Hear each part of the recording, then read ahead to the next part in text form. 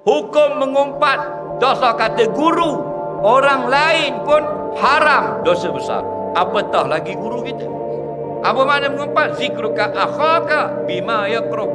Kamu menyebut cerita-cerita buruk yang saudara kamu dengar, dia tak suka. Ha guru kita, ha kawan kita, keburukan anak-anak saudara, keburukan jiran dan sebagainya, haram dan dosa besar. Taubat tidak diterima, malaikat kena jumpa guru minta maaf.